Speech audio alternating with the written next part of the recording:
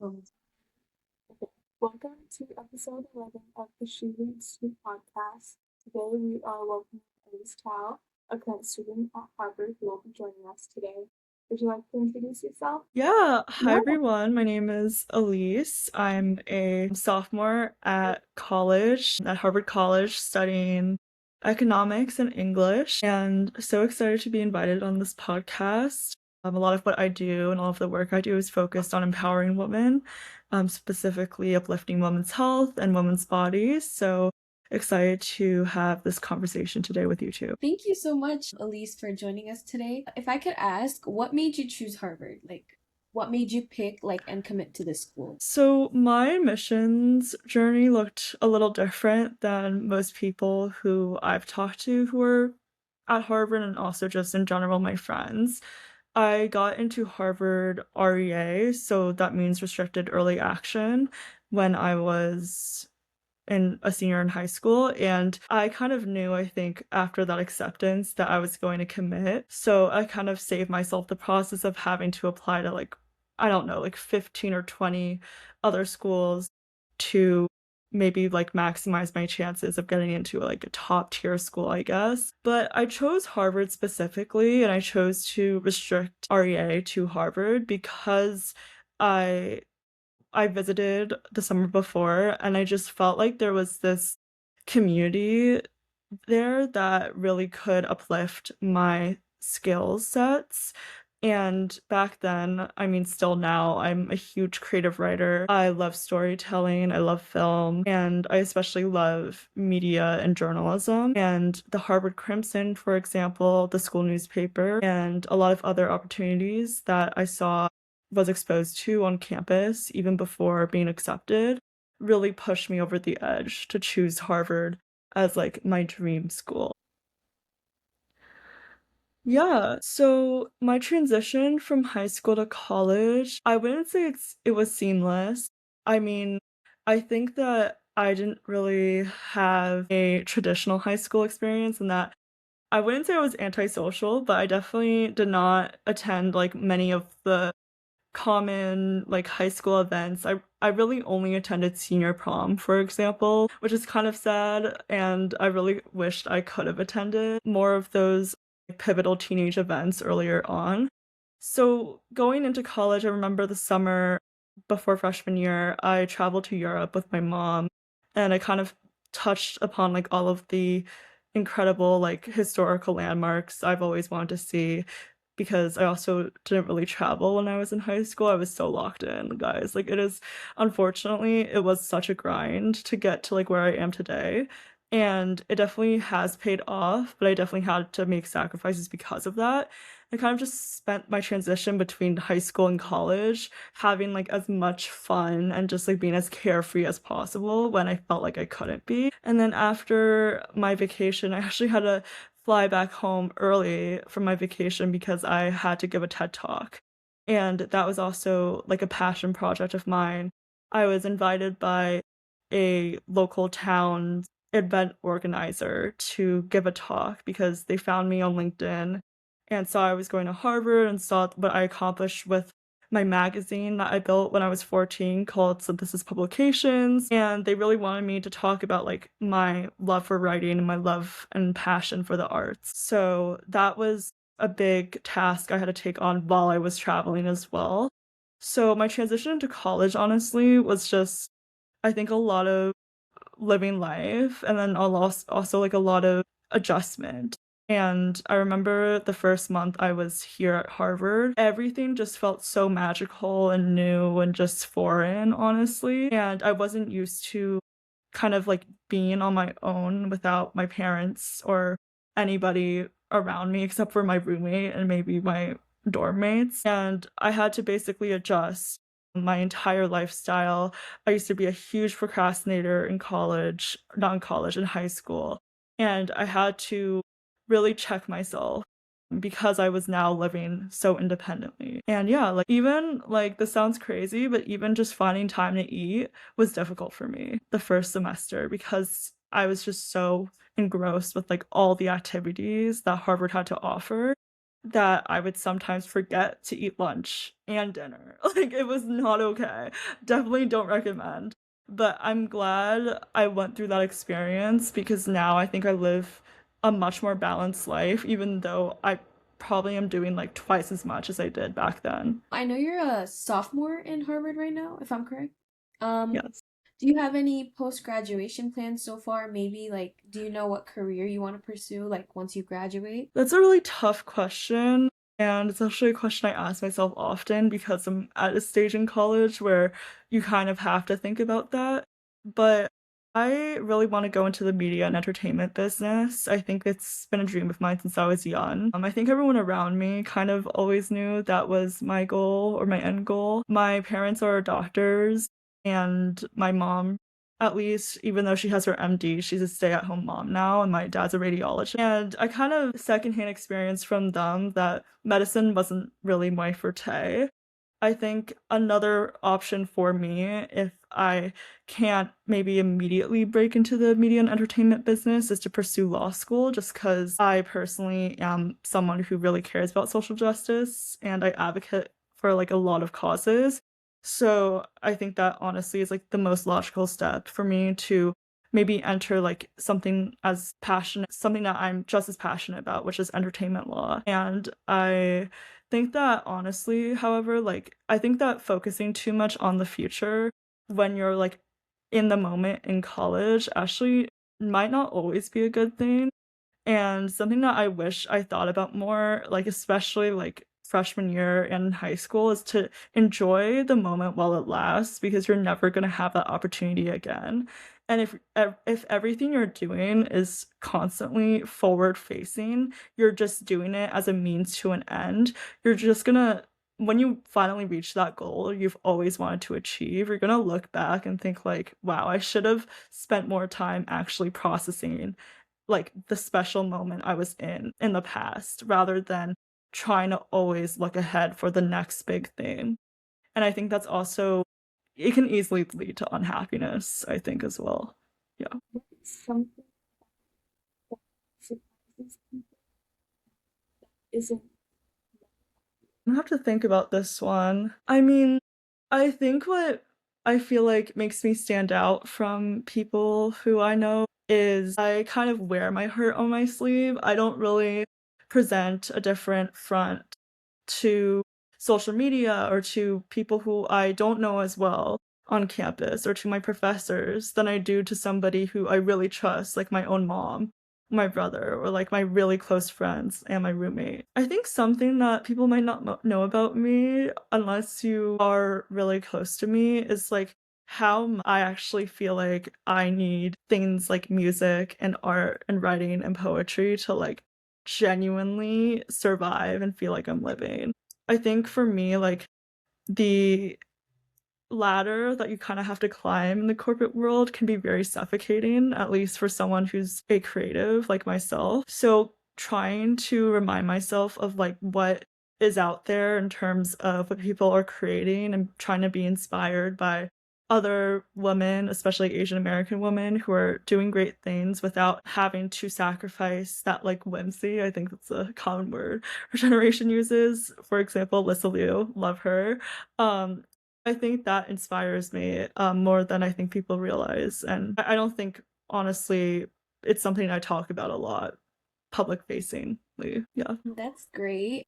I also wanted to get a touch up on like what inspired you to create Made for All and how do you think it's impacted like younger women, like women in general? Can you like explain upon like what it is a little more? Yeah, so that's actually our social media handle. The actual name of the organization is Menstrual Equity Initiative, and the acronym is MAY. Inspired by my personal journey struggling with menstrual health conditions, and I come from just a long lineage of women who have had very bad period pain. And it kind of made me think, especially when I had my first gynecologist appointment around a year ago. And considering that I've dealt with these issues since I was 11 when I first got my period, it was a very long time coming. And I wanted to make an organization that reflected on the cultural stigmas I personally faced being Asian American, but also wanted to create an organization that was just dedicated to advancing this cause of women's reproductive health and making sure that we are always catering to the fight of making sure every single woman feels comfortable in their body. They don't feel ashamed of what's going on in their body, and that also there is consistent scientific and legal research and funding being poured into making sure that our bodies are treated the same way as a man's is. Because unfortunately, so many conditions related to the menstrual cycle are either undiagnosable or even if they are diagnosed, there's no surgery or cure. And one example of this is endometriosis and PCOS. I think it's adenomyosis. It's when the uterus lining grows on the inside or within the walls of the uterus rather than outside of the walls of the uterus, which is endometriosis. All of those conditions are things that I only learned because of my own journey. And it is honestly, to me, not ideal that a girl has to figure out that information by doing her own research online and that she can't just learn about it in school when everybody else learns about periods. It's just so taboo. And I remember I would bleed through my pants so much when I was a little girl because I didn't know that I had to switch out my pad every so often. And I also just had such a heavy flow. It was literally like I couldn't take care of it by myself. So I think May, it means beautiful in Chinese, and that's why I kind of chose it to be the symbol for my organization. It's an initiative I started because it not only affects me, but it affects like 50% of the population. And it's a task I don't really take lightly.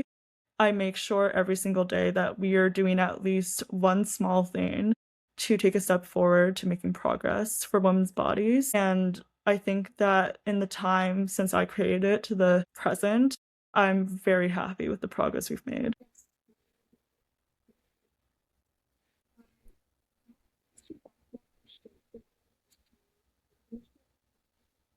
Well, I'll just begin by saying that I kind of grew up in a typical immigrant background where I played piano and classical music since I was 5 years old until I was 14. And it was very intense. I had to basically, the goal basically was for me to become a concert pianist. And I think that I was constantly being, I think, motivated by my parents to always open my mind up to the different possibilities that the world has to offer. And one really funny anecdote I would always like tell my friends when I would talk about my childhood is that whenever, like starting from age, I think 7, my dad never spoke for me at like a restaurant or when we were buying like a toy I wanted. I would have to talk to the cashier, I would have to talk to the waiter and order. And when you're 7 years old and like a shy girl like I was, like that is the most terrifying thing in the world. But looking back retrospectively, I am so grateful he kind of pushed me to do that because now I'm not really scared to like speak my mind or talk to strangers or to speak on behalf of like a team or a group. For example, May, I'm not afraid of being like the face of it and being the spokesperson. And I think much of my childhood it was a lot of trial and error. And it was a lot of feeling as if I couldn't measure up to a very unrealistic standard. But I think once I matured into the idea that that standard doesn't really exist and you're only really doing the things that you're doing to lead because it fulfills you in some way that you can't achieve without your team or without, I guess, a purpose and a mission behind you. So once you kind of realize that that's all it really is, I think the pressure of needing to achieve a certain standard of perfection or like needing to work a certain amount of hours or being on the cover of magazines, I think that all just like kind of sizzles away. And I think especially going to a school like Harvard that has such a big name brand and kind of carries that like long history and weight behind it, it kind of furthers your realization that like genuinely like everybody who attends this school is a normal person just trying to get through college and life. Like that's literally all what we're here to do. And I would never judge someone for their journey or how they choose to take their path. So I don't see why they would judge mine. And I think that is the biggest lesson, honestly, that I've learned for leadership. Do you ever feel pressure to represent more than just yourself? Like, for example, do you feel like you have to represent your like culture more too? This is something I think about all the time because I feel like when you're, I mean, I'm East Asian, and I think that when you're East Asian, your complexion, like, it just shows on your face.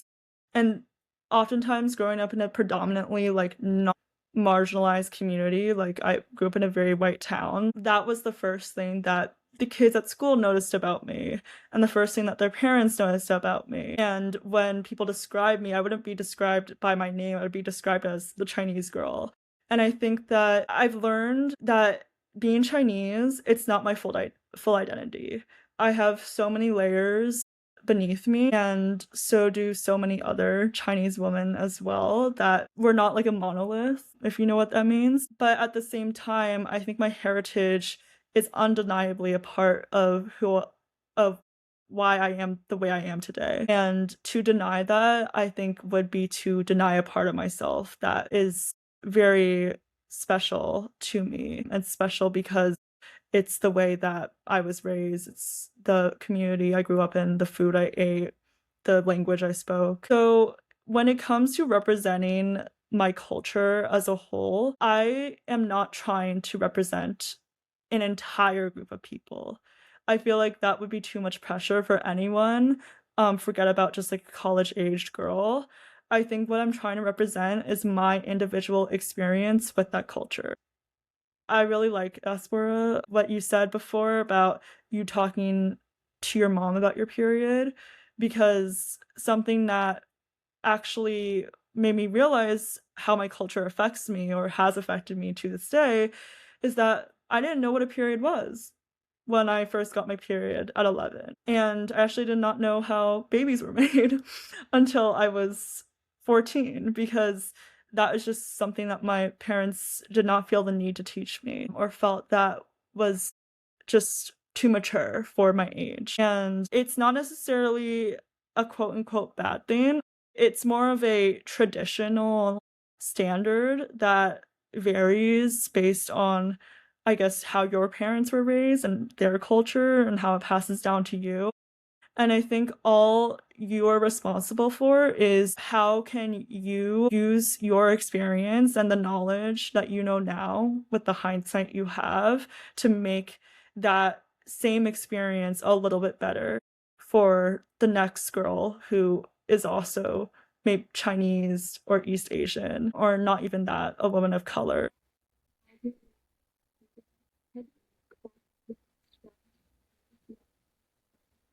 That's a great question because I feel very stressed right now, actually. I mean, I guess the first thing is to acknowledge it.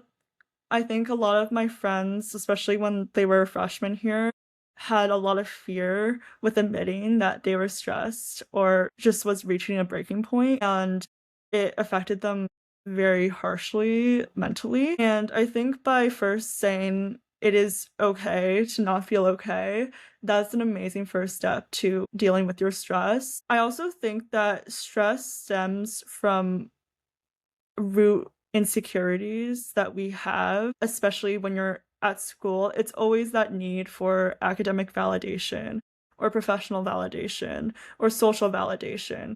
And it's always that pressure of not having enough or not doing enough that I think causes the stress, because you're always surrounded by people who are trying to achieve the best of the best of the best that most people in the world cannot achieve. So I think when you think of it more as, look what I've accomplished so far, like this, like I am so proud of myself for even getting to this stage in life. I think it becomes a little bit easier to kind of see a stressful situation and be like, you know what, it will pass. And once it does, I will grow even better. I think I'm not trying to tell you to not take things too seriously. I don't think that's the message I'm trying to say, but the message should be it's not a small hiccup will not define your entire life. Getting a B is not the end of the world. And it sounds so silly to anybody who is not, I think, in this like super pressure cooker, like Ivy League campus or just environment, but genuinely, like, it is unrealistic and unsustainable to be at your prime, at your peak, 100% of the time. Because the people who look that way actually might be struggling a lot on the inside, and you have no idea how many hiccups they might have had to go through to even get to that point. So I think for me at least, stress is normal, but it's like fleeting. It's not gonna be here forever unless you force it to stay. And that is sort of my take on it. Yeah, I mean, as I mentioned, it was very difficult for me to find this balance my freshman year. But now I think what I realized is, again, like, I think with your 24 hours you have in a day. What's so beautiful about that is, I guess, if you choose classes, you can't really skip those. But other than that, like, it is your choice how you want to spend your time. And it is so possible for you to get all your social needs and your bodily needs and your academic needs done with in that space and get sleep. It just requires, I think, a little bit of diligence and a little bit of scheduling and blocking out time and making sure that you are making space for all of those different requirements for yourself, but also realizing that you're not going to hit all of them sometimes every single day. Like, there are days, unfortunately, where I go to class and I go to my club meeting and then I go eat and then I go to the library and do homework and then I sleep. It is not glamorous. It's not very social, but unfortunately, for me to have the days where I can have really amazing conversations with my friends, I need to go through that. And is it ideal? Is it something that I personally enjoy all the time? Absolutely not. And that's also why I think in college, it is so important that you find people who are willing to carve out some of their time and spend it with you. Because when you go to a school like this, the biggest currency isn't actually money. I think it's what people offer you in terms of literally themselves and like their existence. Because I can't even describe to you how difficult sometimes it is to schedule a meal with someone because of how much people prioritize their pre-professional lives and school and this and that. Like, even though there are many people like that, you will find people who think you are just as important and you're just as much of a priority as their other friends and their school life and their, I guess, other priorities. I'll say my mom. My mom genuinely gave up her career to like raise me, which is I mean, I've told her this many times, like, that's not something I plan to do if I ever have children, but it's a decision she made. And despite it being, I guess nowadays we don't think it's the most empowering thing for women to do, she stood by it and she always goes 100% for everybody who she loves. And it's not just her own family, it's her friends, it's our neighbors, the people who were my friends' parents growing up in elementary school. And it's that like unconditional, like abundant love that I wish to carry like every single day throughout my entire life. And it's sometimes not just love for people, it's like love for the things you do as well. And that's partially why I mentioned piano earlier. That's partially why I quit at 14, because I kind of realized that doing piano and practicing like 2 to 3 hours a day felt like a chore. It wasn't even homework anymore. It felt like it was almost a like survival requirement I had to check off before I could go to bed and then wake up the next day. And nothing you choose to do in life should feel like that. And I think for my mom at least, like she loves to travel, she loves photography, she loves fashion, she loves cooking. No matter like how busy she is with me, she will always find time to do all like four of those things and even more. And then plus on top of that, like hang out with her friends and have a very like vibrant life on top of being like a stay-at-home mom. So I think I say her because she was the first example of a woman who I saw who was able to prioritize herself while also being so like generous and so giving to others. But I won't be lying if I say that like she's the only person I know who's like that. I mean, I have so many of my friends at school who they're like some of the most insane like hardworking people I know, but they like still manage to check in on me and always like make my needs almost like more important than their own, which I feel like is almost like the true mark of a good friend. And yeah, I mean, I guess the short answer is like yes, my mom, but I think like so many other women who I've met in my life have also been like beacons of light for me through like really dark times. My process was interesting and a little different because I kind of went into the college process knowing exactly what to do. And that was because since I spent my entire high school career being a writer and kind of perfecting my craft that way, I was able to make a story for at least my Common App essay that like genuinely it was just 110% me, and I was super proud of it. And I felt like just reading that story alone, the admissions officer or anybody reading it could honestly get a sense of who I was without even talking to me. And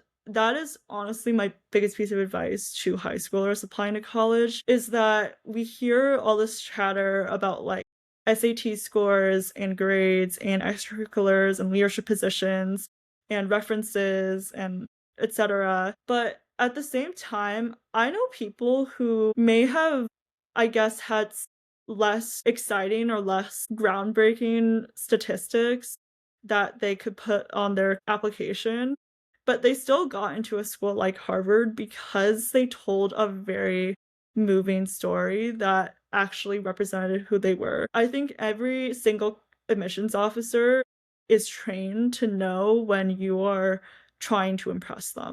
And yes, technically that is what you're trying to do in your resume or and in your application. But at the same time, like they are trying to see if there is a soul behind that essay. And especially like in your college interview, if you get to that process, your interviewer is trying to know who you are as a person and if you as whatever your name is would be a good fit at their college and in their college community. I think intellectual curiosity and all of these qualities are great and are definitely what you should highlight in your application, but I think that especially Ivy League schools I find really appreciate more of that storytelling aspect. Okay.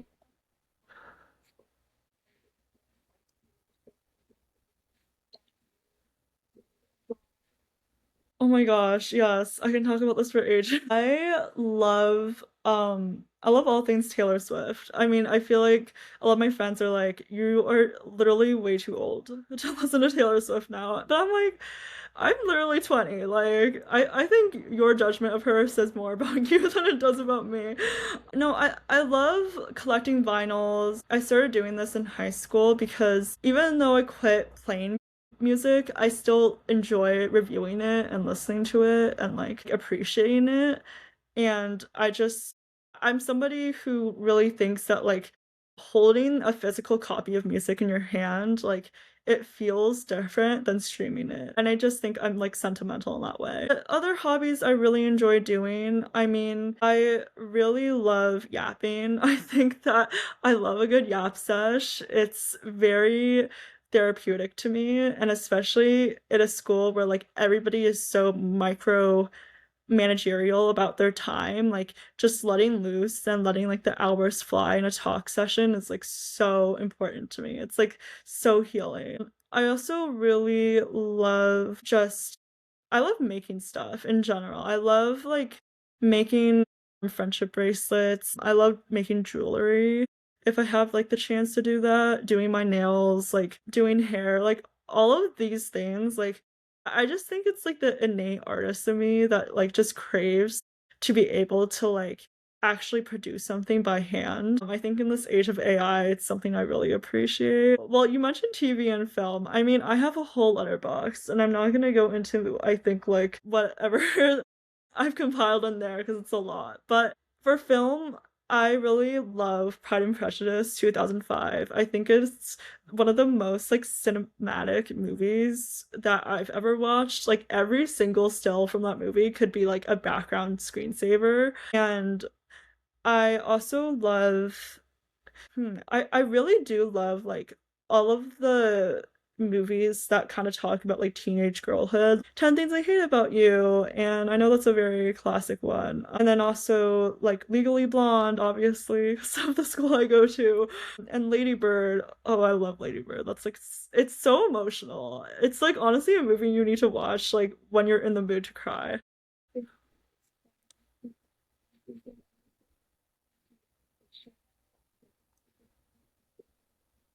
I really do think that you should go for anything. You can literally get anything you set your mind to. And a lot of people have told me that I should not be starting a nonprofit in college because there's no need for it anymore, whatever that means. But as I mentioned earlier, I don't do things as like a means to an end. I do it like in the ends itself. It's like I think it's Kant. Like this is a philosophical thing I learned in my first year seminar class. But I honestly think that if you are patient enough and if you're brave enough, genuinely, if there is like a dream job or a dream company you want to start, or just anything that you imagine yourself doing because it just feels so true to you, it will happen. I'm a big believer in like making sure you manifest, but you also manifest not just through your words and your thoughts, but also through actions. And there's so many moments in my life where I was like, genuinely, like, what is the point? Like, what is the point in continuing on trying to work at this one thing or this one project or this one skill because I feel like I'm getting nowhere and I'm not improving? But like, I think overall, there are ways to find communities who are also also might be in the same boat, find friends, people, mentors, etc. Those people will honestly like be there with you to guide you to wherever you want to go. And also, I think that's honestly the beauty of college, not just an Ivy League school, is that you're surrounded by people who are in the same boat as you and experience the same exact like issues and problems and insecurities that all young people who are ambitious face, and it'll elevate you, I think, in a way that you can't possibly imagine. So nice, like knowing about May for Life because I feel like that's a topic that's not talked about enough. It's great to see like someone like doing something about it. Thanks, guys. Thank you so much for having me. Always love supporting um like young women led organizations. And I think you guys are doing a great job.